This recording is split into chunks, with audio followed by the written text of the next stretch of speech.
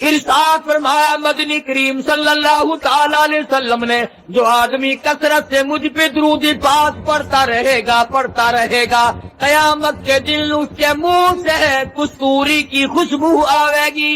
ارشاد فرمایا مدنی کریم صلی اللہ تعالی علیہ وسلم نے، جو میری ذات پہ ایک مرتبہ درود پاک پڑھے گا اللہ پاک اس کے 10 درجے بلند کر دیتا ہے، 10 گناہ معاف کر دیتا ہے، 10 نیکیاں نام اعمال میں درج ہو جاتی ہیں۔ اور ارشاد فرمایا مدنی کریم صلی اللہ علیہ وسلم نے، علامہ سخاوی لکھتے ہیں، اور لوگوں جو مجھ پہ کثرت سے درود پاک پڑھتا رہے گا اسی حالت میں موت آ جائے قبر کے اندر کیڑے اس کی میت کو نہیں کھائیں گے۔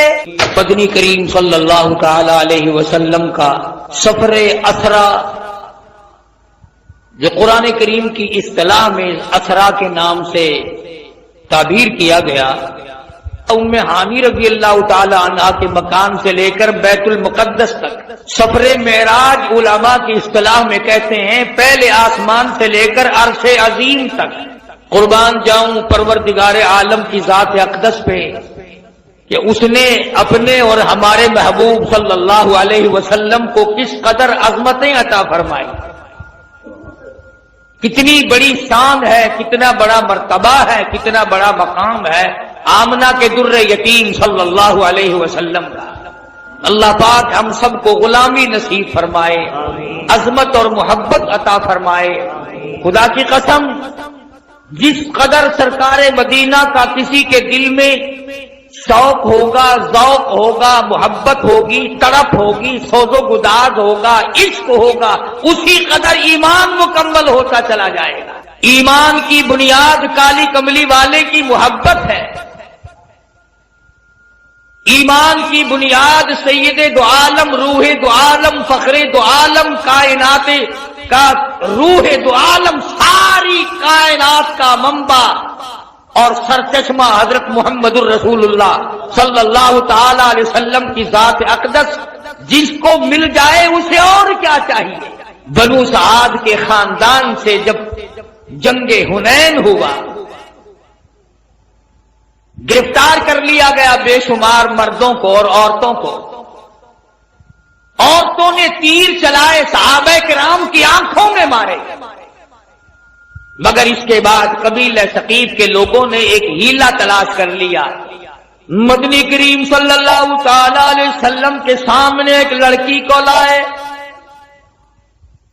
عرض کرنے لگی کالی کملی والے میں آپ کی بہن ہوں، میں آپ کی ہمشیرہ ہوں۔ آپ صلی اللہ تعالی علیہ وسلم نے فرمایا میرا بھائی کوئی نہیں، میری بہن کوئی نہیں، میرے ابا میرے والدی میں اپنی اماں کے پیٹ میں تھا کہ دنیا سے رخصت ہو گئے، یتیم پیدا ہوا، میرا بھائی بہن کوئی نہیں۔ عرض کرنے لگی کالی کملی والے دودھ شریک بہن ہوں، جب آپ سیدہ حلیمہ کے یہاں دودھ پیا کرتے تھے میں آپ کو گود کھلایا کرتی تھی، میں آپ کی ہمشیرہ ہوں، آپ کی بہن ہوں، میں سفارش کرنے آئی ہوں اپنے قبیلہ بنو سعد کی، ان تمام کو آزاد کر دیجئے۔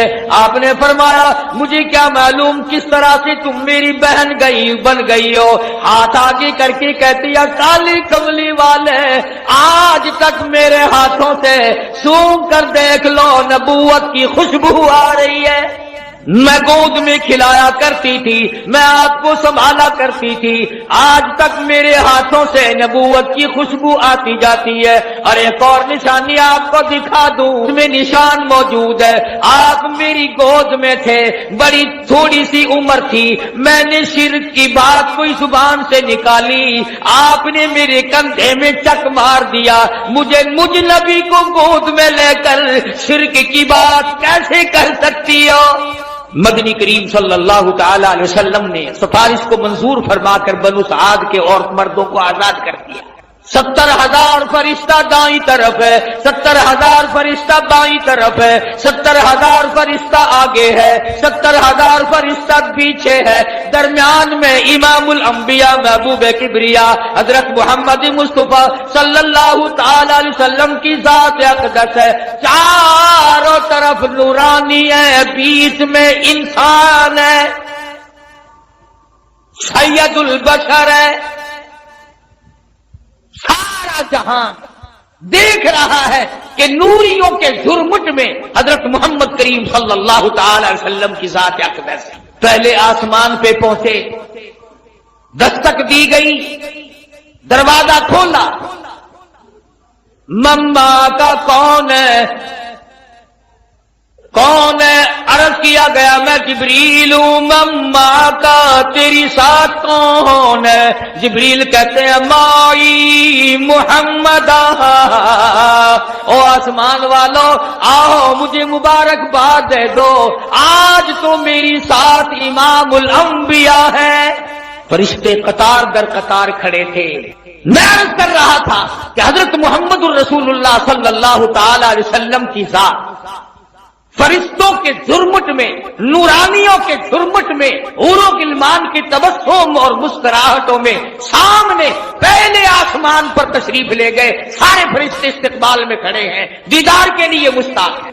سیدنا آدم علیہ السلام سے یہاں بھی ملاقات ہوئی،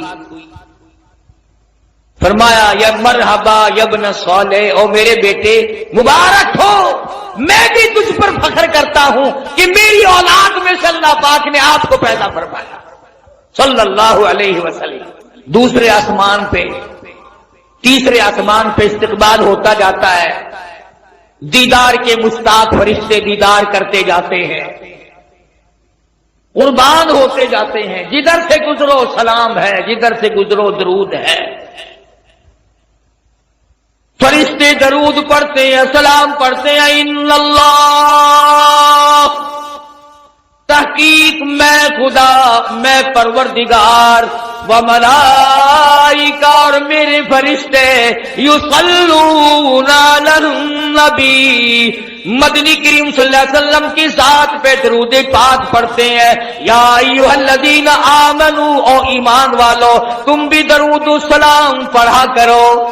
ارشاد فرمایا مدنی کریم صلی اللہ تعالی علیہ وسلم نے، جو میری ذات پہ ایک مرتبہ درود پاک پڑھے گا، اللہ پاک اس کے 10 درجے بلند کر دیتا ہے، 10 گناہ معاف کر دیتا ہے، 10 نیکیاں نام اعمال میں درج ہو جاتی ہیں۔ اور ارشاد فرمایا مدنی کریم صلی اللہ علیہ وسلم نے، علامہ سخاوی لکھتے ہیں، اور لوگوں جو مجھ پہ کثرت سے درود پاک پڑھتا رہے گا، اسی حالت میں موت آ جائے، قبر کے اندر کیڑے اس کی میت کو نہیں کھائیں گے۔ ارشاد فرمایا مدنی کریم صلی اللہ تعالی علیہ وسلم نے، جو آدمی کثرت سے مجھ پہ درود پاک پڑھتا رہے گا، قیامت کے دن اس کے منہ سے کستوری کی خوشبو آئے گی۔ اہل محشر کہیں گے الہی یہ کون ہے جس کے منہ سے اتنی خوشبو ہے کہ میدان محشر مہک رہا؟ سارا حشر کا میدان معطر ہے، یہ کون ہے؟ جواب ملے گا تم گیت گایا کرتے تھے، یہ کالی کملی والے کی ذات پہ درود پاک پڑھا کرتے تھے، تم خرافات بکا کرتے تھے، تم بکواس کیا کرتے تھے، یہ اپنے محبوب حضرت محمد الرسول اللہ صلی اللہ تعالی علیہ وسلم کی ذات اقدس پہ اس قدر درود شریف پڑھا کرتے تھے کہ رات کو سو جاتے تھے، اٹھتے وقت بھی چلتے پھرتے بھی درود پاک پڑھا کرتے تھے۔ میں خدا نے آج درود شریف کی برکت سے ان کے منہ میں کستوری کی خوشبو رکھ دی۔ اور اس سے بڑھ کر کتنی بڑی بات ہے، علماء نے لکھا ہے کہ قیامت کے دن حضور صلی اللہ علیہ وسلم نے فرمایا کہ اس پیاس والے دن میں، 50,000 سال کے پیاس والے دن میں خود ان لوگوں کو تلاش کرنے آؤں گا اور ہاتھ پکڑ کر حوض کوثر پہ لے جاؤں گا اور رحمت والے ہاتھوں سے پانی پلاؤں گا۔ مقدر ہمارے ماڑے، کتنا ہی بتاؤ، کتنا ہی سمجھاؤ، اس طرف مرد عورتوں نے لگنا ہی نہیں، بچوں سے بکواس کرتے سو جائیں گے، کاروباری باتیں کرتے کرتے یوں منہ پھاڑ کر سو جائیں گے، یوں ہی سو جاتے ہیں اور یوں ہی ہم لوگ مر جاتے ہیں۔ کیا کمال تھا ان حضرات کا۔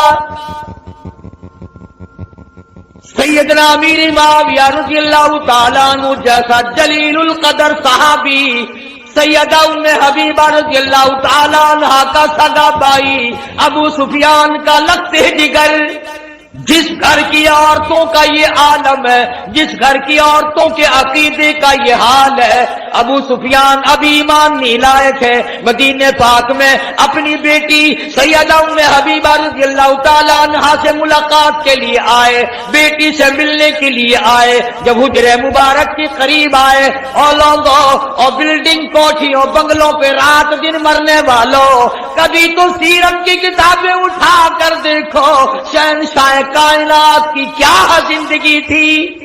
دروازے پہ ابو سفیان کو باپ کو دیکھا ہے، دوڑ کر وہ بستر لپیٹ کے رکھ دیا، جس بستر پہ امام الانبیاء محبوب کبریا حضرت محمد مصطفیٰ صلی اللہ تعالی علیہ وسلم آرام فرمایا کرتے تھے۔ ابو سفیان نے دیکھ لیا، کہنے لگا بیٹی بے ادب ہو گئی ہو، گستاخ بن گئی ہو، ابا نہیں، لوگ اپنے ابا کے لیے بستر بچھایا کرتے ہیں، تم نے لپیٹ کے رکھ دیا۔ سیدہ ام حبیبہ کہتی ابا جان اس گھر میں آ کر میں نے ادب کرنا سیکھ لیا ہے، اور میرے ابا میں تمہاری بیٹی ہوں، میں اپنا دوپٹہ تمہارے نیچے بچھا سکتی ہوں، میں اپنا کپڑا بچھا سکتی ہوں، اور یہ بات مجھ سے ہو نہیں سکتی کہ بستر نبی پاک کا ہو اور ابا مشرک ناپاک کافر کے نیچے بچھا دیا جائے۔ جس گھر کی عورتوں کا یہ عقیدہ ہو، مردوں کا کیا حال ہوگا۔ کمال برائے عشق ہے سیدنا امیر معاویہ رضی اللہ تعالیٰ عنہ کے دل میں، فرماتے ہیں لوگوں وہ سونے کی ڈبیا لے آؤ جس میں نے مدنی کریم صلی اللہ علیہ وسلم کے منہ مبارک ناخون مبارک رکھے ہوئے ہیں، اور لوگوں جب میری غسل سے فارغ ہو جاؤ، جب میری کفن سے فارغ ہو جاؤ، یہ میرے آقا کی ناخون میری آنکھوں پہ رکھ دینا۔ صحابہ کا عقیدہ دیکھو، صحابہ کا ایمان دیکھو۔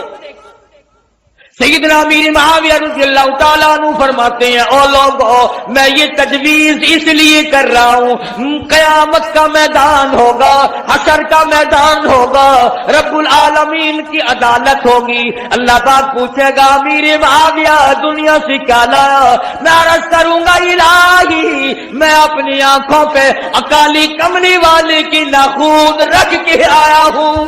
اور ہمارے علماء دیوبند کے عقیدے کے بارے میں کئی لوگ شک ڈال دیا کرتے ہیں، او میاں تو کو پتہ نہیں یہ اتو منیندر وچو نہیں منیندے، اندازہ لا اسا ایڈے کملے تھی گئے ہیں اپنے بچ نہ کو بڑھن لینے، انہوں نے ساڈے بچ بڑھ کے بھی دیکھ لیا، کون ہے جو ہمارے اندر بڑھ سکتا ہے؟ ایک ایسا رومال سنو، ایک ایسا رومال جس رومال میں محمد عربی صلی اللہ تعالی علیہ وسلم کا چوغا مبارک آپ کی پہنا ہوا استعمال کردہ کپڑا، جس رومال میں 1000 سال تک لپٹا رہا، وہ رومال ہمارے دارالعلوم دیوبند کے خزانے میں سونے کی ڈبیا میں رکھا ہوا ہے۔ یعنی حضور کے کپڑے کی تو برکت جو تھی سو تھی، جو حضور کے کپڑے کو کپڑا لگ گیا ہم تو اس کا بھی اکرام کرتے ہیں، مگر یہ نہیں کہ چل پڑے مانگنے کے لیے یہ حضرت علی کا پنجہ ہے، یہ حضرت حسین کی پگڑی ہے، یہ حضرت حسن کا تیر ہے، یہ امام زین العابدین کا گھوڑا ہے۔ تمہارے پاس کہاں سے آ گئی ہے؟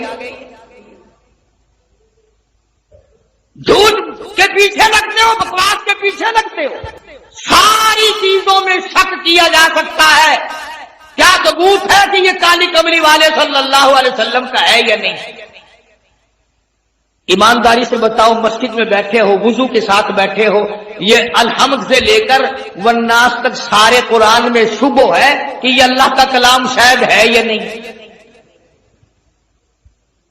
اللہ پاک نے نازل فرمایا، جبریل امین لے کر آئے، مدنی کریم صلی اللہ علیہ وسلم پہ نازل ہوا۔ حضور صلی اللہ علیہ وسلم نے 23 برس تک رات دن اس قرآن پاک کی تلاوت کی۔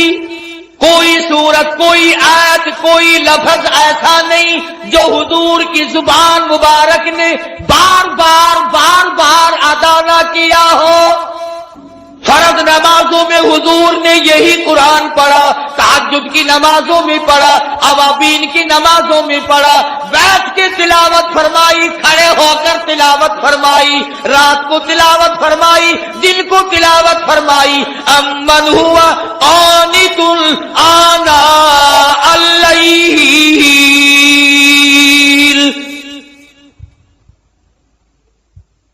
اس قرآن میں تو کوئی برکت نہیں جانتے آپ لوگ، میں بھی شامل ہوں۔ کسی نے کہا کہ یہ وہ قرآن ہے جس کو حضور پڑھا کرتے تھے اپنی زبان مبارک سے، جس کو جس میں کئی برکتیں ہیں، کلام خدا ہو، زبان مصطفیٰ ہو، لانے والا جبریل ہو اور حوالے اس امت کے کیا گیا ہو، اس میں برکت نہیں۔ اگر کوئی یوں ہے کہ جھنڈا لے کے چل پڑتا ہے ڈھول بجاتا ہوا، وہ جھنڈا برکت والا بن جاتا ہے، اور یہ خدا کا قرآن کوئی برکت والا نہیں۔ آج ہی صبح کتاب میں پڑھ رہے تھے کہ ایک آیت قرآن کی سیکھنا 100 رکعت نفلوں سے بہتر ہے، ایک دین کا مسئلہ سیکھنا 1000 رکعت نفلوں سے بہتر ہے۔ اب میں آپ کو کس طرح سمجھاؤں؟ یہ جو دنیا دار لوگ ہیں، سائیکلوں پہ سکوٹروں پہ کام کرتے کرتے گنگناتے ہیں نا، اپنی آواز ملاتے ہیں کنجریوں کی آواز کے ساتھ۔ قربان جاؤں، وہ لوگ کتنے خوش نصیب ہیں جن کی بولی خدا کی بولی سے مل جائے، جن کی بولی نبی کی بولی سے مل جائے، جن کی بولی فرشتوں کی بولی سے مل جائے، جن کی بولی صدیق کی بولی سے مل جائے، جن کی زبان فاروق اعظم کی زبان سے مل جائے، جن کی بولی عثمان ذی النورین کی بولی سے مل جائے۔ قرآن ایک ایسی چیز ہے جس کو اللہ کی زبان نے ادا کیا، نبی کی زبان نے ادا فرمایا، جبریل نے پڑھا، صدیق نے پڑھا، فاروق اعظم نے پڑھا، عثمان ذی النورین نے پڑھا، علی مرتضیٰ نے پڑھا، حسین نے پڑھا، حسن نے پڑھا، تمام صحابہ، تمام اہل بیت، ازواج مطہرات نے پڑھا۔ خدا کی قسم فاطمہ الزہرا پڑھتی بھی جاتی تھی، چکی بھی چلاتی جاتی تھی۔ سیدہ رقیہ رضی اللہ تعالیٰ عنہا کی بولی سے اگر بولی ملانی ہو قرآن پڑھو، سیدہ زینب رضی اللہ تعالیٰ عنہا کی بولی سے بولی ملانی ہو قرآن کریم پڑھو، سیدہ خدیجہ، سیدہ عائشہ صدیقہ، سیدہ حفصہ، ام حبیبہ، ام سلمہ، سیدہ میمونہ جویریہ، تمام ازواج مطہرات، نبی کی 6 پھوپھیوں کی 7 بولی ملانی ہو تو قرآن پڑھو۔ 1,29,000 صحابہ سے اگر بولی ملانی ہو تو قرآن پڑھو۔ علامہ سید عبد القادر جیلانی سے اپنی بولی ملانی ہو تو قرآن پڑھو۔ اس پر اعتقاد نہیں جمتا۔ یہ بات میں نے اس لیے ذرا لمبی کی، اگلی بات سمجھانا چاہتا ہوں۔ جب چھٹے آسمان پہ گئے، تشریف لے گئے، تو حضور صلی اللہ علیہ وسلم فرماتے ہیں، میں نے ایک درخت دیکھا جس کے نیچے ایک بوڑھے بزرگ چھوٹے چھوٹے بچوں کو قرآن کریم پڑھا رہے ہیں، چھوٹے چھوٹے بچوں کو قرآن کریم پڑھا رہے ہیں ایک بزرگ آسمانوں پہ۔ حضور صلی اللہ علیہ وسلم فرماتے ہیں، میں نے پوچھا یہ کون ہے اور یہ یہاں مدرسہ کیسا ہے؟ یہ چھٹے آسمان پہ مدرسہ کیسا؟ یہ جواب ملا کالی کملی والے، بعض بچے نے ایک سپارہ پڑھا، موت آ گئی، 10 سپارے قرآن کریم کی پڑھے، موت آ گئی، 20 سپارے قرآن کریم کی پڑھے، موت آ گئی، والدین کا پورا قرآن کریم करीम पढ़ाने का प्रोग्राम था, उस्ताद का पूरा कराने का प्रोग्राम था, बच्चे का दिल पूरा कुरान करीम पढ़ने के लिए था। मौत ने वक़्त न दिया, अल्लाह पाक ने फरमा दिया और मेरे महबूब की उम्मतियों के बच्चों आओ, तुमने कुरान करीम पढ़ना शुरू फर्श पे किया था, आओ इसको मुकम्मल और खत्म अर्श पे कर लो। वहां कुरान करीम उनका मुकम्मल कराया जा रहा है और जवाब मिला कि ये हजरत इब्राहिम अलैहिस्सलाम है जो इनको कुरान करीम पढ़ा रहे हैं।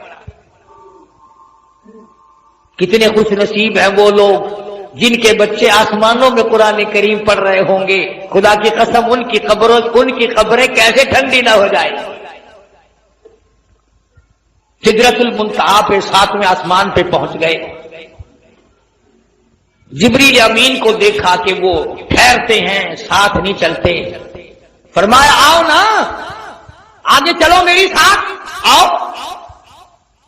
अर्ज़ किया मेरी क्या मजाल है, मैं आगे बढ़ूं, मेरी सरहद आ गई, आपकी सरहद शुरू है, मेरा बार्डर खत्म है, आपका शुरू है, मेरी इंतहा हो गई, आपकी इब्तदा होने लगी है, मेरा अंजाम आ चुका, आपका आगाज होने लगा है। तू तो नूरी फरिश्तों का सरदार है, तुझे क्या हुआ, आगे चल, आगे बढ़, कुछ दूर तो मेरी साथ चल। शेख सादी रहमतुल्लाह अलैह ने बड़ा अजीब अंदाज से नकल किया। फरमाया मदनी करीम सल्लल्लाहु अलैहि वसल्लम ने बदो गुफ्तु सालार बैतुल हराम के ए हामिले वही बरतर कराम, तू दर दोस्ती मुखलिसम याबती, इनानम ज़ सोहबत सिराताबती। ओ आजा, उम्रा का साथी है, हमेशा का तू साथी है, आने जाने वाला है, जाके मुझे लाया है, मेरा साथ ना छोड़, आ मेरी साथ आगे चल। जिब्रील कहता है बगुफ्ता फरातर मजालम नमान बमादम किने रूए बालम नमान, अगर यक्सरे मुए बख्तर परम फरोगे तजल्ला बसो सद परम। ओ काली कमली वाले, अगर एक बाल के सिरे के बराबर भी मैं आगे बढ़ता हूं, तजल्लियात खुदाबंदी से जलकर खाक हो जाऊंगा, मैं आगे नहीं चल सकता। अंदाजा लगाओ, मसले हल हो रहे हैं मेराज वाली रात में। नूरी कहता मैं आगे बढ़ नहीं सकता, सैयदुल बशर आमना का लफ्ज़े जिगर, सैयदा आयशा सिद्दीका का शोहर आगे बढ़ रहा है। फरमा तेरी इब्तिदा मेरी इंतहा हो गई। 70,000 नूरी पर्दे उठते चले गए, मोहम्मद अरबी सल्लल्लाहु ताला अलैहि वसल्लम की जात आगे बढ़ती चली, कोई वहशत नहीं, कोई खौफ नहीं। फरमाया वन नजमी इदा हवा मा गल्ला साहिबुकुम वमा गवा वमा यंतिकु अनिल हवा इन हुवा इल्ला वह्युन यूहा। मुझे सितारों के ढुलकने की कसम, मदनी करीम सल्लल्लाहु अलैहि वसल्लम मेराज शरीफ के बारे में जो कुछ तुम्हें बतला रहे हैं, मैं खुदा गवाही देता हूं वो सारे का सारा मामला सही है। एक बात भी मेरे महबूब ने नऊज़ बिल्लाह मिन ज़ालिक झूठ नहीं फरमाई। आसमानों को तय करते हुए आगे बढ़ते चले गए और अल्लाह पाक की हुजूर में तशरीफ ले गए। अब बाज लोगों का अकीदा गलत है, मैं तो गलत नहीं करता अपने अकीदे को, क्यों, मैंने तो मरना है, मैंने तो खुदा की अदालत में पेश होना है और मुझे तो मदनी करीम सल्लल्लाहु अलैहि वसल्लम की सिफात की दरकार है। मैं तो वही बात करूंगा जो आका ने फरमाई, झूठ बोलकर मैं अपनी आखिरत को बर्बाद क्यों करूं। अर्श अजीम पे पहुंच गए। कुरान करीम का फकान क़ाब क़ौसैन औ अदना, اللہ اور مصطفیٰ کریم میں اتنا فاصلہ رہا دو کمال کے درمیان. اللہ میاں بھی بے نیاز ہے، اسی لیے تو فکان قاب قوسین او ادنا کا لفظ لا کر یہ بتا دیا کہ عقیدہ یہ نہ بنانا کہ مصطفیٰ کریم اور خدا ایک ہو گئے.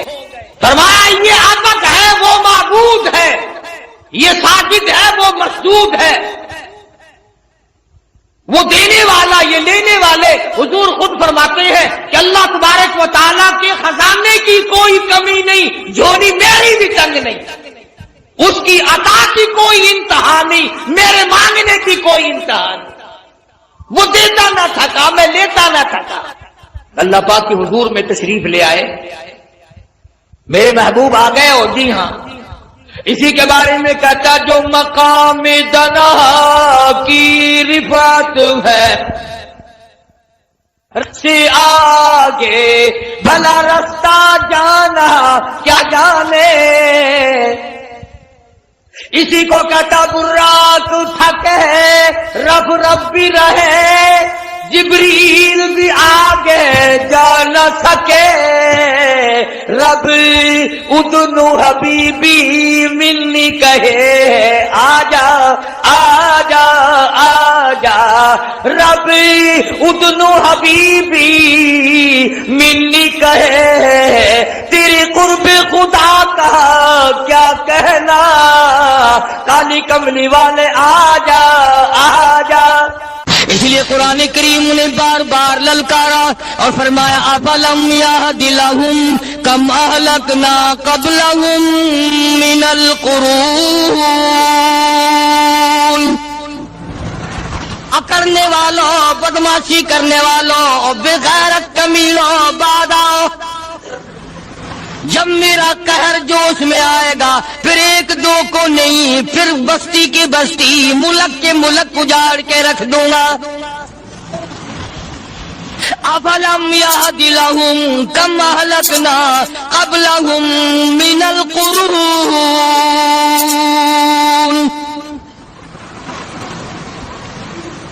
میں نے قرن کے قرن اجاڑ دیے، میں نے روئے زمین کے مالک اجاڑ دیے، میں نے ملکوں کے بادشاہ اجاڑ دیے، میں نے وزیر اعظم اجاڑ دیے، میں نے گورنروں سے بھیک کے ٹکڑے منگوا دیے. میں وہ خدا ہوں وتعز من تشاء وتذل من تشاء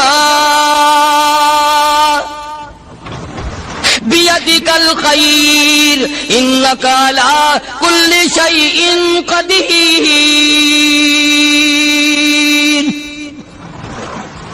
سارا نظام میرے ہاتھ میں ہے. تبارک الذی بیدہ الملک. برکتیں میرے پاس ہے، رحمت میرے پاس ہے، خیر میرے پاس ہے، بھلائی میرے پاس ہے، سلامتی کے خزانے میرے پاس ہے، امن کے خزانے میرے پاس ہے. وہو علی بیدہ الملک. ملک میں راج میرا. وہو علی کل شیء قدیر. ذرے ذرے پہ قبضہ میرا، پتے پتے پہ قبضہ میرا، پہاڑ کی ایک ایک کنکر پہ قبضہ میرا، سمندر کے قطرے قطرے پہ قبضہ میرا. تو ہوتا کون ہے اکڑ کرنے والا؟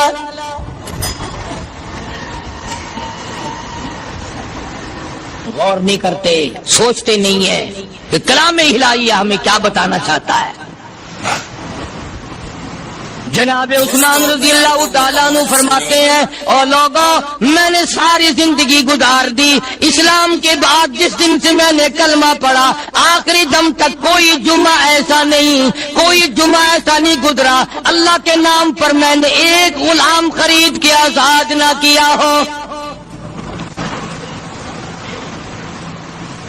پہلے لوگ بھی جمعے کے دن درود پاک کی کثرت کرتے تھے، خیرات کیا کرتے تھے کہ 8 دن کا کفارہ ہو جائے،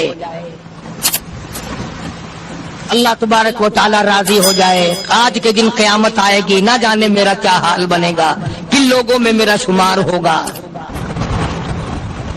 مدنی کریم صلی اللہ تعالی علیہ وسلم کا دربار لگا ہوا ہے،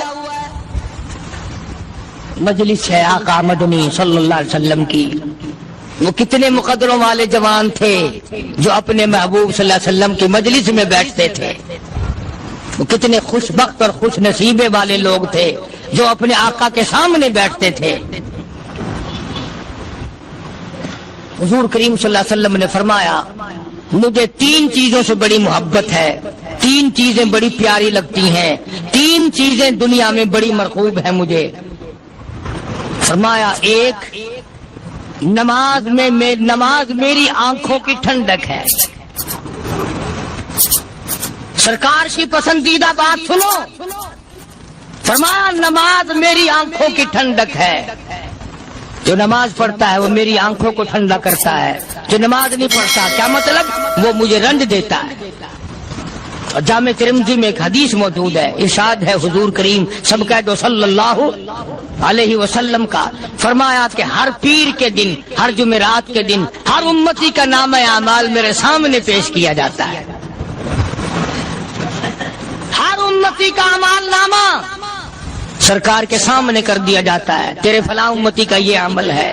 ذرا مسجد میں بیٹھے ہو, قبلے کی طرف منہ کیے بیٹھے ہو, لوگوں سوچو تو صحیح ہمارے اعمال نامے دیکھ کر آقا کو کتنا رنج ہوتا ہوگا.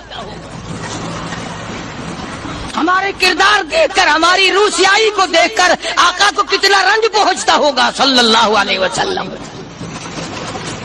ارے ہم نے حضور کی ذات اقدس کو رنج پہنچایا, پریشانی پہنچائی, تکلیف پہنچائی. پرواہ نہیں کرتے نمازوں کی, نوجوان بھی بوڑھے بھی حج کر کے بھی نماز پڑھتے لوگ. اور اب تو ویسے بھی دانا بینا لوگ ہیں. تو آپ نے ارشاد فرمایا کہ میری آنکھوں کی ٹھنڈک نماز میں ہے. 3 چیزیں مجھے پیاری ہیں پوری دنیا میں, 3 چیزیں پسندیدہ ہیں میری. سب سے پہلی فرمایا نماز میری آنکھوں کی ٹھنڈک ہے. قرۃ عینی فی الصلاۃ او کما قال النبی صلی اللہ علیہ وسلم. فرمایا جس امتی کا یہ دل کرے کہ میں نبی کی آنکھ ٹھنڈی ہو, اسے چاہیے کہ نماز پابندی سے پڑھے. دوسرا فرمایا وفادار عورت مجھے بڑی پسند ہے. حضور کریم صلی اللہ علیہ وسلم نے فرمایا وفادار عورت, ہائے ہائے ہماری ماؤں سے زیادہ وفادار کون ہوں گی. جناب عائشہ صدیقہ رضی اللہ تعالیٰ عنہ فرماتی ہیں کالی کملی والے کے گھر میں 3 مہینے چولہے میں آگ نہیں جلتی تھی.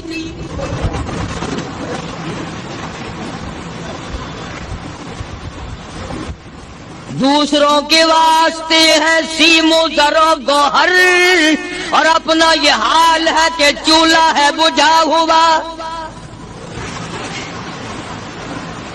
جناب عائشہ صدیقہ رضی اللہ تعالیٰ عنہ فرماتی ہیں ہمیں 24 گھنٹے میں 1 پانی کا پیالہ اور 1 کھجور کا دانہ ملا کرتا تھا.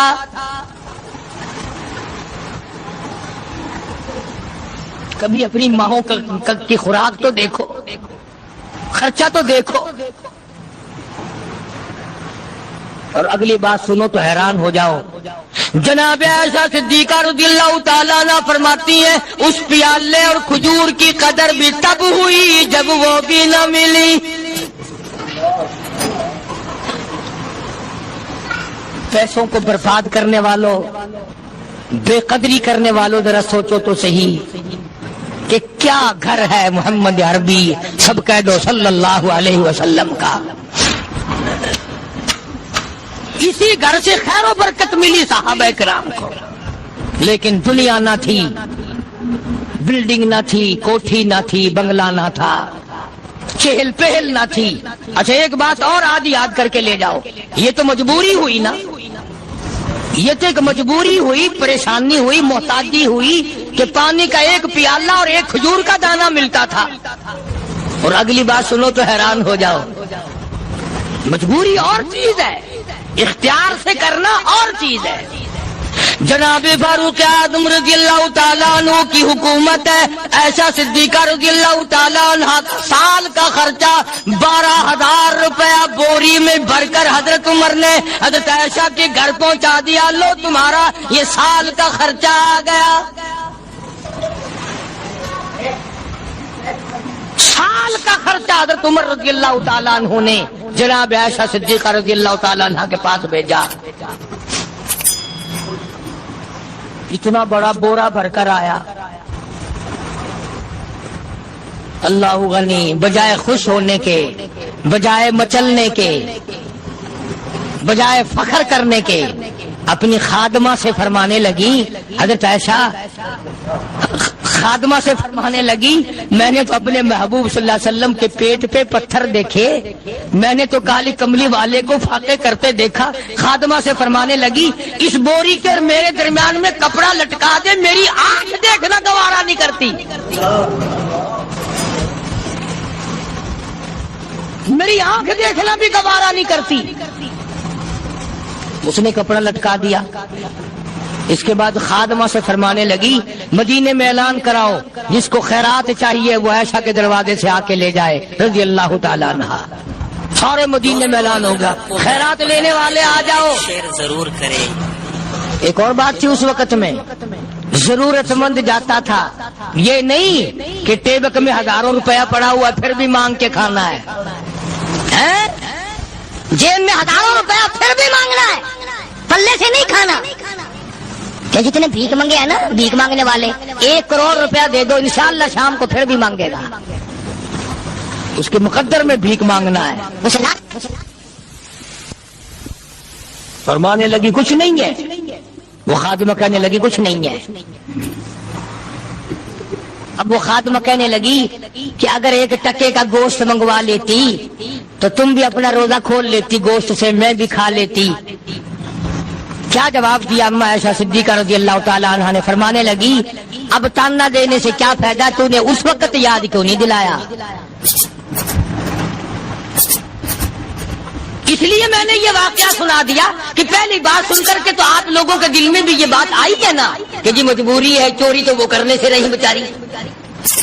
پریشانی جو ہوئی، غربت جو ہوئی، تنگی جو ہوئی، چلو پانی کا پیالے پہ گزر کیا. اور نہیں، یہ حضرات اختیاری بھی فاقہ کرتے تھے. اب 12,000 آیا اور افطار کرنے کے لیے چھچوا رہے، کھجور بھی نہیں. اور ہم تو خدا جانے کب کب تک کا انتظام سوچتے ہیں، پوتے پوتیوں تک کا انتظام جب تک نہ کر لیں اور اولاد در اولاد تک کا انتظام نہ کر دیں، اس وقت تک ہماری تسلی تو ہوتی نہیں. اسی کو مجذوب نے بڑے عجیب طریقے سے سمجھایا، کہتا ہے کہ آنے والی کس سے ٹالی جائے گی، آنے والی کس سے ٹالی جائے گی، اور جان ٹھہری جانے والی جائے گی، روح رگ رگ سے نکالی جائے گی، تجھ پہ ایک دن خاک ڈالی جائے گی. تیرے رشتہ دار عزیز اقربا دھڑا دھڑ مٹی پھینک کے ایسے آئیں گے گویا تجھے پہچانتے بھی نہیں. بڑی بڑی عجیب باتیں کہی مجذوب علیہ رحمت نے. اللہ کی رحمت نازل ہو اس کی قبر مبارک پہ آمین کو. کہتا ہے سب کی سب ہیں راہ روے کوئے فنا، سب چل رہے ہیں فنا کی طرف. اب یہ جو ہم لوگ بیٹھے ہیں نا خوش ہو رہے ہیں، میری 50 سال عمر ہو گئی، میری 60 سال عمر ہو گئی، میری 40 سال عمر ہو گئی، میری 30 سال کم عمر ہو گئی. اور اصل بات ہمارے دماغ میں اپنے آپ کو آخرت کے لیے جس قدر ممکن ہو سکے تیاری کریں. آج کل بڑی رات ہے، سویرے اٹھو، کم سے کم صبح شام ہر آدمی 1 تسبیح درود شریف کی، 1 تسبیح استغفار کی اور 1 تسبیح تیسرے کلمے کی. یہ تو کم سے کم ہو ہی جائے. بکواس کرتے سو جاتے ہیں، بکواس کرتے اٹھ جاتے ہیں. بلا ہے کوئی زندگی کا معاملہ؟ اللہ سے معافی مانگتا سو جا اور معافی مانگتا اٹھ جا. خدا کی قسم اللہ کا دریائے کرم جوش میں آئے. تو یہ ساری چیزیں میں نے لی عرض کی. تو وقت پورا کرنے والا حساب نہیں کہ نہ جانے کس کو توبہ کی توفیق ہو جائے. کم سے کم ان 3 تسبیحوں کو ہر مرد عورت لازمی پکڑ لے. 1 تسبیح درود شریف کی، 1 تسبیح سبحان اللہ والحمدللہ ولا الہ الا اللہ واللہ اکبر ولا حول ولا قوت الا باللہ العلی العظیم، اور 1 تسبیح استغفر اللہ الذی لا الہ الا هو الحی القیوم واتوب الیہ، یا استغفر اللہ ربی من کل ذنب واتوب الیہ، اور 1 تسبیح درود شریف کی اللہم صلی علی سیدنا مولانا محمد وعلی آل سیدنا مولانا محمد مبارک وسلم وصلی علیہ. جب 1 مرتبہ درود بندہ پڑھے گا 10 بار اللہ کی رحمت آئے گی، 10 گناہ معاف ہوں گے، 10 درجے بلند ہوں گے، 10 خطائیں معاف کر دی جائیں گی. تو کتنا بڑا اجر ہے. خصوصاً بوڑھوں کو چاہیے کہ وہ گپوں میں اپنا وقت خراب نہ کریں. خدا کی قسم قبر میں جانے کے بعد تجھے ایک سانس کی مہلت پر مجھے اس بات کا افسوس ہے کہ آپ لوگ پورا مضمون سننے کی کوشش نہیں کرتے، بلکہ بعض لوگ بالکل اخیر میں سر سے، ایک ہے جمعے کی فضیلت حاصل کرنا، ایک ہے جمعہ پڑھنا، ایک ہے سیرو لہاونا، اس میں بڑا فرق ہے۔ ایک ہے سر سے اتارنا اور ایک ہے اس کی فضیلت کا حاصل کرنا۔ حدیث پاک میں آتا ہے کہ جمعے کے دن فرشتے دروازے پہ کھڑے ہو کر کے حاضری لگاتے ہیں۔ ہاں، اللہ صاحب مل کی ٹیکسٹائل مل کی حاضری کا تو پتا ہے، مسجد کی حاضری کا کوئی پتا نہیں۔ اگر دیر ہو جائے تو وہ گیٹ کیپر واپسی کر سکتا ہے، اگر دیر میں آیا تو یہ فرشتہ نہیں کہتا، لانتی ہوا پیچھے سے۔ بہت مدت کی بات ہے، علامہ یوسف بن نور رحمۃ اللہ علیہ زندہ تھے، میں کراچی تھا، تو حضرت نے مجھے فرمایا کہ جمعہ ہمارے یہاں پڑھا دو اب کے۔ میری والی وہ جمعہ پڑھاتا تھا ان دنوں میں، تو میں جب گیا تو ہم ایک چھوٹے سے دروازے سے داخل ہونے لگے۔ ایک پٹھان کہنے لگا پرلے دروازے سے چلو، میں بھی ادھر سے جاتا ہوں۔ میں نے کہا کیوں؟ کہنے لگا فرشتہ ادھر رجسٹر لیے کھڑا ہے، تم ادھر سے گھس جاؤ گے تمہارا حاضر ہی نہیں لگے گا۔ وہ کہنے لگا فرشتہ بڑے گیٹ پہ کھڑا ہے، ادھر چلو۔ تو کم سے کم اس پٹھان کا تو یہ عقیدہ ہے کہ فرشتہ کھڑا ہے، اور تمہارا خیال یہ ہے کہ جمعے کے دن نہ فرشتہ ہے نہ خدا ہے، کوئی بھی نہیں ہے۔ اس لیے سیرت النبی صلی اللہ علیہ وسلم کا عنوان شروع ہوگا، وقتی آؤ پورا مضمون سنو تاکہ لطف آئے، دل و دماغ بنے۔ اور عقیدہ میں نے تمہیں بتا دیا، لا الہ الا اللہ، خدا کے سوا الہ کوئی نہیں، مشکل کشا کوئی نہیں، پیدا کرنے والا کوئی نہیں، فصل میں، دکان میں، کارخانے میں اس کے سوا برکت دینے والا کوئی نہیں۔ اور یہ بات بتائی کس نے؟ محمد الرسول اللہ صلی اللہ علیہ وسلم، ہمارے نبی حضرت محمد الرسول اللہ صلی اللہ علیہ وسلم نے ہمیں یہ بات بتائی، خدا کے بعد خدا کوئی نہیں، مصطفیٰ کے بعد نبی کوئی نہیں، حضور صلی اللہ علیہ وسلم کے بعد کوئی کسی قسم کا جو نبوت کا دعویٰ کرے وہ کافر ہے، دجال ہے، بے ایمان ہے، وہ خنزیر سے بدتر ہے جو میرے آقا کے ختم نبوت کے تاج کو ہاتھ لگائے گا۔ فرمایا لہم قلوب لا یفقہون بہا، اللہ پاک جل شانہ فرماتے ہیں جس کا دل قرآن کریم سمجھنے کا عادی نہیں، لہم قلوب لا یفقہون بہا، جس کا دل قرآن سمجھنے کے لیے تیار نہیں، وَلَهُمْ أَعْيُنٌ لَا يُبْصِرُونَ بِهَا، جس کا کان اللہ کا قرآن سننے کے لیے تیار نہیں، أَمْ لَهُمْ آذَانٌ لَا يَسْمَعُونَ بِهَا، أَمْ لَهُمْ آذَانٌ يَسْمَعُونَ بِهَا، جس کا کان خدا کا قرآن سننے کو تیار نہیں۔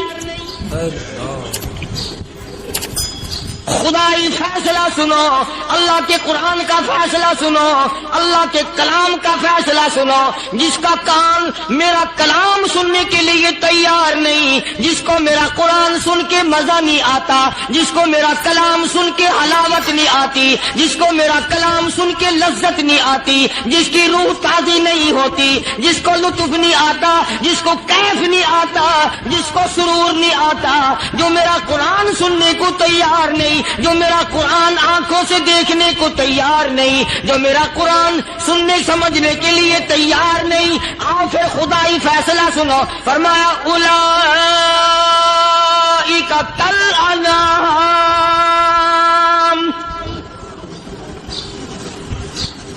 میرا فیصلہ نہیں، کسی پارٹی کا فیصلہ نہیں، کسی فرقے کا نہیں، کسی طبقے کا نہیں، کسی جماعت کا نہیں، فرمایا اولئک الانعام، پیدا کرنے والا مالک و خالق کہتا ہے مجھے اپنی کبریائی کی قسم یہ سارے جانور ہیں،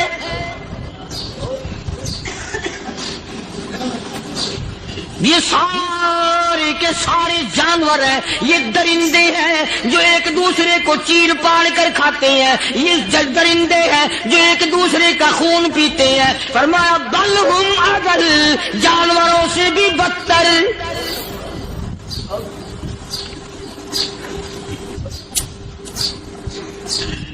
جس کے دل میں قرآن سن کر ترس نہیں، جس دل میں رحم نہیں، اپنے سے کمزور دیکھ کر جس کے دل میں شفقت نہیں، مہربانی کا مادہ نہیں. فرمایا وہ کوئی بندہ ہے، وہ تو جانور ہے. اور خدا قسم میں آ گیا، فرمایا بل ہم عدل، اس سے بھی بس ہے. اللہ والے جو ہیں وہ ان خصلتوں کو دور کراتے ہیں، اور وہ آدمی کے مزاج اور دل میں سے ایسی چیزیں نکالتے ہیں جو اس کی بربادی کا ذریعہ بنتا ہے. دل کی بیماریوں کا کسی کو فکر نہیں. بخار ہو جائے، آپ چڑھ جائے، آپ کو پتہ چل جاتا ہے. نزلہ ہو جائے، آپ کو پتہ چل جاتا ہے. کھانسی ہو جائے، پتہ چل جاتا ہے. دل کی بیماریوں کا کیا پتہ چلے؟ صحابہ کرام رضوان اللہ تعالی علیہ مجمعین کی جماعت کے اللہ پاک کے محبوب حضرت محمد الرسول اللہ صلی اللہ تعالی علیہ وسلم نے دلوں کی صفائی کی. پہلے لوگ جھونپڑیوں میں، کچے کوٹھوں میں رہتے تھے، نہ اتنی صفائی تھی، نہ اتنی ترقی تھی. آج برتنوں کی صفائی دیکھو، کپڑوں کی صفائی دیکھو، مکان کی صفائی دیکھو، رات دن بس اسی دھندے میں لگے ہوئے. سارا دن برتن دھونے سے فرصت نہیں، سارا دن کپڑوں کے بناؤ اور سنوار میں فرصت نہیں. تو اللہ والے ایسے موقع پر بڑی عجیب بات کہتے ہیں. وہی مجذوب ہے، مجذوب علی رحمت کہتے ہیں بظاہر تو ہر شے میں بے حد صفائی، بظاہر تو ہر شے میں بے حد صفائی، مگر دل میں ہے گندگی انتہائی. بظاہر تو ہر شے میں چہرے کی صفائی، بدن کی صفائی، نہ جانے کتنی قسم کا صابن ہے، نہ جانے کتنی قسم کے پاؤڈر ہے، نہ جانے کتنی قسم کے شیمپو ہیں، نہ جانے کتنی قسم کے کپڑے ہیں، کیا چال ڈھال ہے، کیا نئے نئے ڈیزائن ہے. مجذوب کہتا سب کچھ دیکھ لیا، بظاہر تو ہر شے میں بے حد صفائی، مگر دل میں ہے گندگی انتہائی. جس یار کی بیٹھک میں بیٹھ کے کھانا کھایا، جس رشتہ دار کی بیٹھک میں بیٹھ کے کھانا کھایا، اسی کی بہن کو دیکھ کر آبرو پہ ڈاکہ ڈالنے کا پروگرام ہے. جس دوست کے گھر میں بیٹھ کے کھانا کھایا، اسی دوست کی بیوی کی عزت لوٹنے کا پروگرام ہے. پرانے زمانے میں اب بھی دلی جیسے شہر میں اگر دعوت کی جاتی ہے تو وہاں ایک تشتری میں نمک آتا ہے سب سے پہلے. عرب میں بھی دستور تھا پرانے زمانے میں، اگر کوئی دعوت کرتا، کوئی تقریب کرتا، سب سے پہلے نمک آتا تھا. ایک ایک انگلی ہر شخص نمک چاٹتا تھا. کیا مطلب؟ جس نے نمک چاٹ لیا اب وہ نمک حرامی نہیں بنے گا.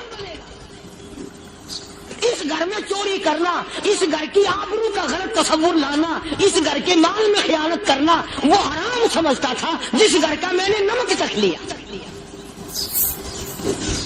اور مسلمانوں کی بات نہیں، ہندوؤں کی بھی یہ باتیں تھیں.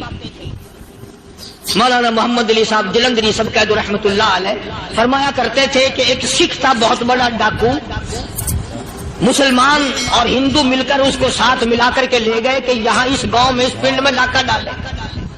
سفر کر کے گئے، تکلیف اٹھا کے گئے. اس سکھ ڈاکو نے پوچھ لیا کہ یہ کون سا گاؤں ہے کہ یہ فلانا ہے. اچھا سارے کے سارے یہ تلاش کرو، یہ سوچ بچار کرو، اپنے پنڈ کی، اپنے علاقے کی، کسی مسلمان کی، کسی ہندو کی، کسی سکھ کی، کسی چوڑے چمار کی اس گاؤں میں لڑکی تو نہیں. ہمارے یہاں سے تو لڑکی تو شادی ہو کے یہاں نہیں آئی ہوئی. ان ساروں میں سے کہنے لگا کہ ہمارے بھنگی کی لڑکی جمعدار کی یہاں آئی ہوئی ہے. کہنے لگا واپس چلو، بیٹی بیٹی ہے، چاہے بھنگی کی ہو یا نواب کی ہو. ارے کل بیٹی کا ڈولا دیا تھا، آج ڈاکہ ڈالیں گے، شرم نہیں آئے گی؟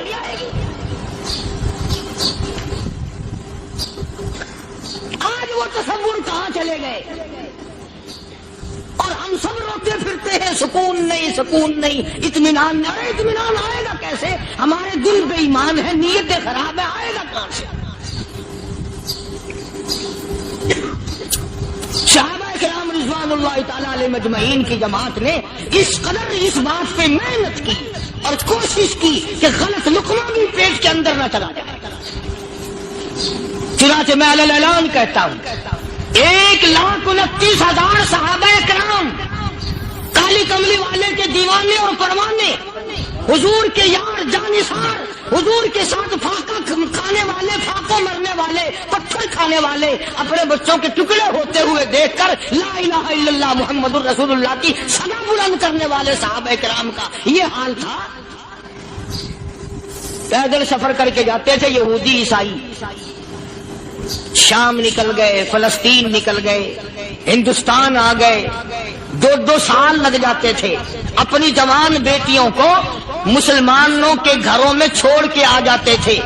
کبھی نگاہ نبوت نے جن کو رنگ دیا تھا، کبھی کسی صحابی پہ ذرہ برابر الزام نہیں لگا.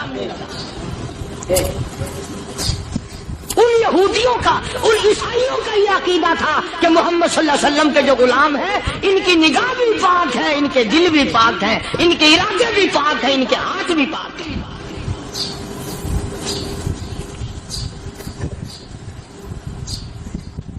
مصر کے گورنر نے، مصر کے جنرل کرنل نے خط لکھا سیدنا فاروق اعظم رضی اللہ تعالی عنہ کی خدمت میں.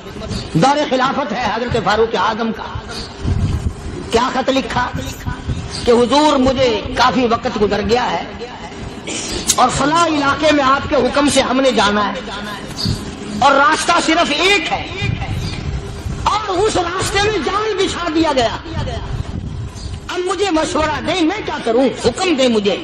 جال کیا بچھا دیا گیا کہ ہمیں پتہ چل گیا ہے عیسائیوں نے پروگرام بنایا، سینکڑوں لڑکیاں تلاش کر کر کے بڑی خوبصورت حسینہ اکٹھی کی ہیں، ان کو گانے بجانے کی ٹریننگ دی ہے، ان کو اچھی اچھی آوازوں والی لڑکیاں ڈھونڈ کے لائے ہیں اور انہوں نے یہ پروگرام بنایا کہ جب مسلمانوں کی فوج اس گلی سے گزرے گی ان کوٹھوں کے اوپر چڑھ کے گانا بجانا کریں گے تاکہ ان کے دل میں بدماشی آئے اور ان کا بیڑا غرق ہو.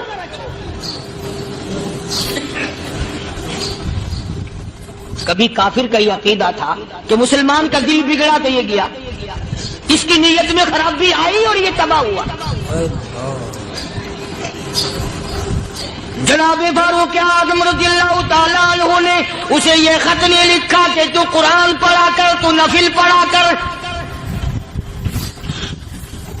امیر المومنین خلیفۃ المسلمین سیدنا فاروق اعظم رضی اللہ تعالیٰ عنہ نے اپنے جنرل کرنل کو خط لکھا کہ اس میں لمبی چوڑی فکر کی کوئی بات نہیں، اس میں کوئی پریشانی والی بات نہیں، کوئی سوچ و بچار والی بات نہیں. سارے تیری فوج میں، تیری کمان میں مسلمان ہیں، سب کو اکٹھا کر لے، ساروں کو اکٹھا کر کے قرآن کریم کے سورت نور کی 2 آیتیں سنا دے.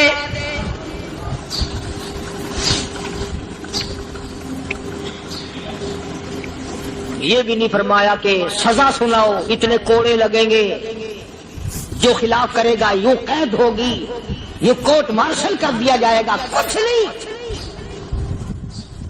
جناب فاروق اعظم رضی اللہ تعالیٰ عنہ کی رائے دیکھو.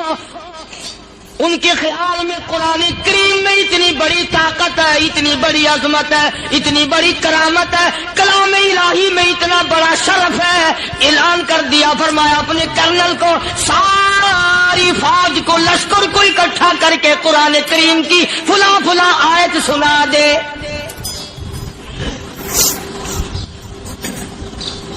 اور اس کے بعد بے دھڑک فوج کو، لشکر کو اسی راستے سے گزار کے لے جا، بے دھڑک لے جا.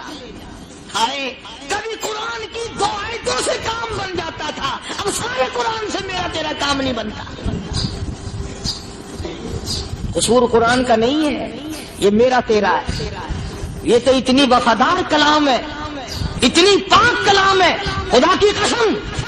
ہزاروں رجسٹروں کے گتے، ہزاروں چائے کے ڈبے، ہزاروں مٹھائی کے ڈبے، لاکھوں کروڑوں دوائیوں کے ڈبے گندے نالوں پہ، کوڑیوں پہ، روڑیوں پہ پڑے ہیں. اور جس گتے نے قرآن کے ساتھ یاری لگا لی، خدا کی قسم کوئی آدمی بغیر وضو اس گتے کو بھی ہاتھ نہیں لگا سکتا. ہزاروں نہیں، لاکھوں کپڑے مارکیٹ میں پڑے، اور جس کپڑے نے قرآن سے یاری لگا لی، جو کپڑا جسدان بن کر قرآن پہ چڑھ گیا، لوگ اس کو بھی چومتے ہیں اور چومنا چاہیے. यारो कपड़े ने कुरान से यारी लगाई तो कपड़ा अजमत वाला बन गया, गत्ते ने यारी लगा ली तो गत्ता बन गया। हजारों किस्म के कागजात रोजाना जलील होते फिरते हैं। जिस कागज पे कुरान लिखा गया वो अजमत पा गया, जिस स्याही से कुरान लिखा गया वो स्याही अजमत वाली बन गई। अरे अगर मुसलमान कुरान को अपने अंदर पैदा कर ले, उसकी अजमत को बसा ले, उसको अपना लाहे अमल बना ले, उसको अपने सर पे रख ले, तो क्या ये बंदा कुरान के साथ वफादारी करे? तो कुरान क्या ख्याल है, कुरान बेवफाई कर देगा? यकीन नहीं, यकीन असल बात इत्काद की है। यकीन का तो यह आलम बना हुआ है कि अगर कोई चोरी का मामला हो जाए और किसी पर शुभ हो, अगर उसे कहो कि कुरान उठा दे तो देर नहीं लगाएगा। और अगर कहे कि फलानी खानगाह का कुंडा मार दे, कि ये काम मैं नहीं करता। खानगाह के कुंडे में ईमान है, कुरान पे ईमान नहीं। उस पर यकीन है कि पीर अंधा कर देगा, और यहाँ यकीन नहीं कि जिस खुदा ने पैदा किया अगर मैंने झूठा कुरान उठाया तो वो बर्बाद कर देगा।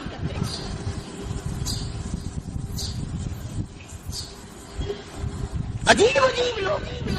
चुनाचे मिस्र के कर्नल ने, मिस्र के जर्नल ने सारी फौज को इकट्ठा कर लिया। उसने भी ये बात तो नहीं कही कि फारूक आजम को दोबारा खत लिखता कि हजरत ये तो 2 आयतें आपने लिखी, ये तो सारा कुरान रोज पढ़ते हैं, पर बनेगा क्या? जैसे फारूक आजम का यकीन था, फारूक आजम की फौज के कर्नल का भी यकीन है, फारूक आजम के फौज के जनरल का भी यकीन है। उसने सारी फौज को इकट्ठा किया, लश्कर को जमा किया, और उसके बाद कहने लगा कुल्लिल मुमिनीन यगुद्दू मिन अबसारिकुम वयहफज़ू फुरूजहुम ज़ालिका अज़का लहुम इन्नल्लाह खबीरुम बिमा यस्नऊन। ओ लोगों, खुदा तुम्हें कहता है अपनी आंखों की हिफाजत करो। अगर तुम्हारी नजरें गलत जगह पड़ी, अपनी इज्जत की हिफाजत करो, अपनी आबरू की हिफाजत करो। अगर गलत नजरें पड़ी, गलत इस्तेमाल हुई, इन्नल्लाह खबीरुम बिमा यस्नऊन।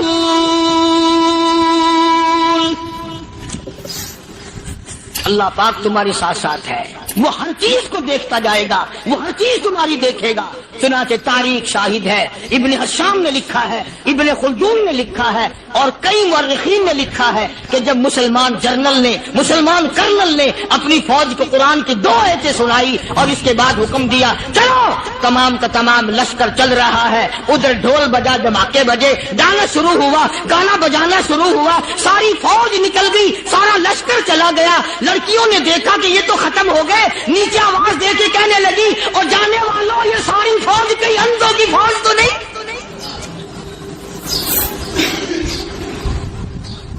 ये हुस्न का नजारा और ये डांस और ये आवाज, हम नाच नाच के थक गई, कोई सर नहीं उठाता।